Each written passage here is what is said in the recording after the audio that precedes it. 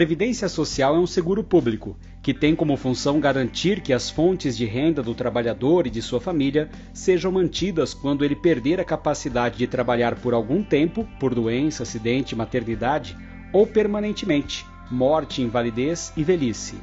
Ela é responsável pelo pagamento de diversos benefícios do trabalhador brasileiro, tais como aposentadoria, salário maternidade, salário família, auxílio doença, auxílio acidente e pensão por morte. O primeiro documento legislativo a tratar sobre a Previdência Social no Brasil foi a Constituição de 1824. Tal dispositivo garantia aos cidadãos o direito então denominado socorros públicos. E durante todos esses anos, muitas mudanças aconteceram na Previdência Social. Várias mudanças. Talvez agora estejamos às vésperas da maior de todas. E você sabe o que é essa reforma da Previdência Social? No final de 2016, em dezembro de 2016, foi apresentada uma proposta com a finalidade de realmente reduzir o número de benefícios e criar uma idade mínima para a aposentadoria, bem como diminuir muitos direitos do cidadão brasileiro, com um único objetivo. A Previdência, o governo fala que a Previdência ela é o quê? Ela é deficitária e que o Caixa não vai aguentar pagar os benefícios dos brasileiros. Então é com esse objetivo realmente de reduzir o quê? De reduzir despesas.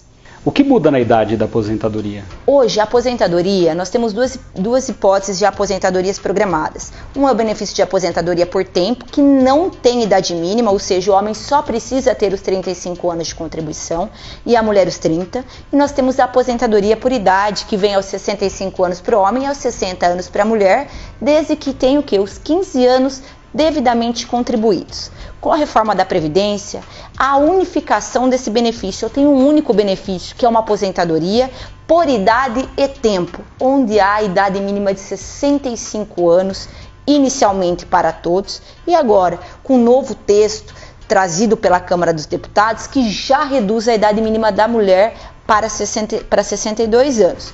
E desde que haja 25 anos de contribuição. Então, se você me pergunta, hoje tem idade mínima? Com a PEC, a idade mínima, sim. Porém, ainda há uma discussão se vai haver o quê? Redução etária para a mulher. E a regra vale para quem? A regra vale para todos. Infelizmente, a regra vale para todas as pessoas que contribuem para a Previdência, com alguns o quê? Com algumas pessoas, com algumas raras exceções, como deficiente. Nós tivemos aí uma exceção, um recuo por parte do governo com relação ao trabalhador rural, com relação ao professor. Mas na PEC, na original, que foi apresentada em dezembro, a regra era para todos. E para as pessoas que já contribuíram por vários anos e estão próximo até de se aposentar, o que muda para eles? Vai haver uma regra de transição. A PEC 287, que foi apresentada em final de dezembro, ou melhor, no começo de dezembro, ela trazia uma regra de transição muito severa. Ou seja, só poderiam se valer de regra de transição o homem que já havia completado 50 anos na data da promulgação da emenda e a mulher com 45 anos. Porém, nesse novo texto que foi apresentado pela Câmara dos Deputados, há uma flexibilização desse critério. Não há idade mínima para poder iniciar a transição. Porém, a mulher não se aposenta com menos de 53 e o homem com menos de 55. E também vai haver um pedágio, que é uma complementação do tempo. E quem já está aposentado perde algum benefício? O aposentado, ele não terá prejuízo algum inicialmente. Por quê? Porque ele já preenche os requisitos para o benefício, já está usufruindo, então ele já tem a configuração plena do direito adquirido. O problema serão os seus dependentes, que provavelmente irão usufruir de uma pensão por morte de valor bastante reduzido. Hoje, aquele que é aposentado, quando ele morre, a mulher fica com a sua pensão na integralidade. A partir do texto da emenda constitucional, da PEC 287, o valor pode reduzir em 40%, ou seja, cada dependente vai receber 50% mais 10% por cabeça.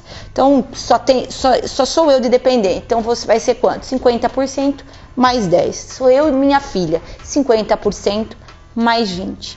O grande problema é que esse benefício ele não mais poderá ser acumulado com uma aposentadoria, o que hoje é permitido. Hoje uma senhora ela recebe sua aposentadoria pelo seu trabalho e após o óbito do seu marido passa a receber o quê? A pensão por morte, em virtude do quê? Em virtude da condição de dependente. Com a PEC 287, ela não consegue acumular o benefício, exceto se chegarem até 2 salários mínimos, que é o que foi proposto pelo novo texto da Câmara dos Deputados. Como o trabalhador pode receber o valor da aposentadoria integral? Pelos termos da PEC 287, ele só receberia integralmente o valor do benefício após o quê? Após 49 anos de trabalho. O porquê? O valor da nova aposentadoria, ela equivale a 51% mais 1% a cada ano trabalhado, ou seja, para eu conseguir completar esse 100%, eu vou precisar o quê? Somar 49 anos de trabalho. É importante colocar que o texto da Câmara dos Deputados também traz retificações com relação a esse critério de base de cálculo, porém ainda não há nada formalizado. Existe alteração também na aposentadoria de servidor público? Existe alteração sim com relação ao servidor público. O texto inicial da PEC 287 estendia o que aos trabalhadores do regime geral de previdência social e dos regimes próprios, Estado, municípios, autarquias federais. Porém, no meio do mês de março, houve o recuo por parte do governo, tirando os trabalhadores dos estados e dos municípios. Os servidores de estados e municípios estariam excluídos da reforma. Porém, os servidores federais continuam fazendo parte.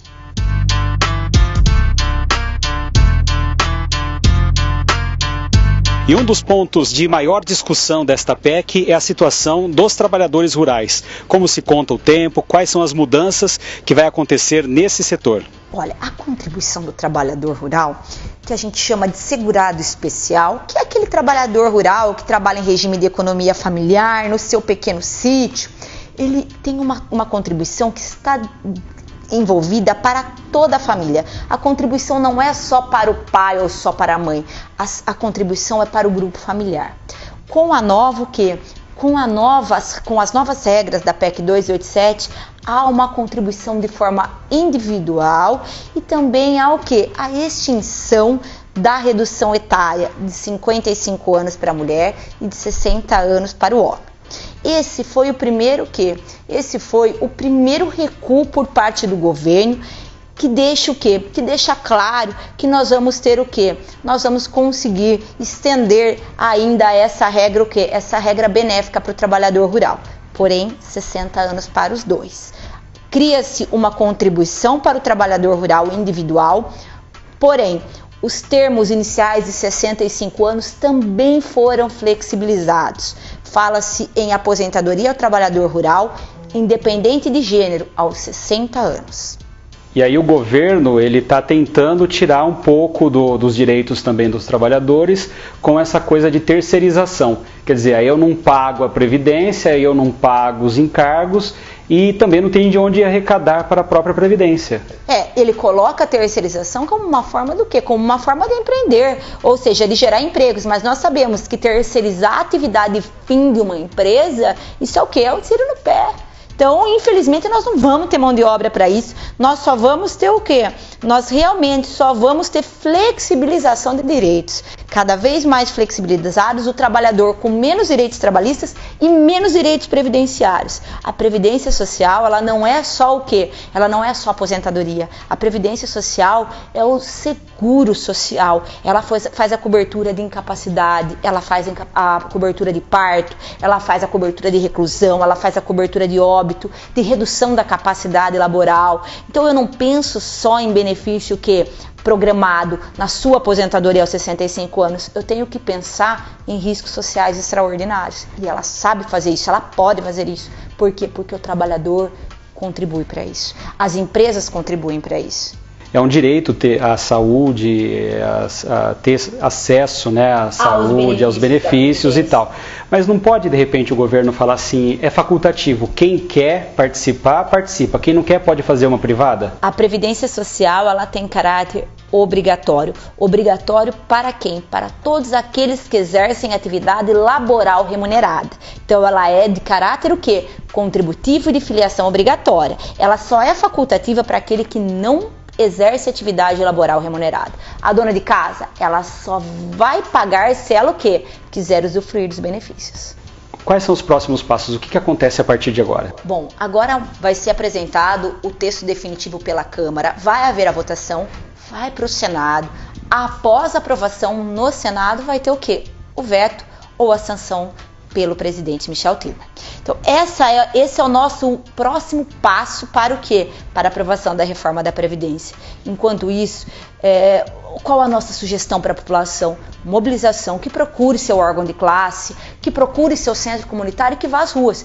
Por quê? Porque a reforma da Previdência, ela não vai só o quê? Ela não vai ser só prejudicial para aquelas pessoas que vão que vão iniciar no mercado de trabalho agora, mas sim para aquelas o quê? Para aquelas que estão próximas a uma aposentadoria, que vão prorrogar ainda o início do benefício, bem como para aquelas futuras dependentes que vão ter os seus direitos o quê? Muito reduzidos.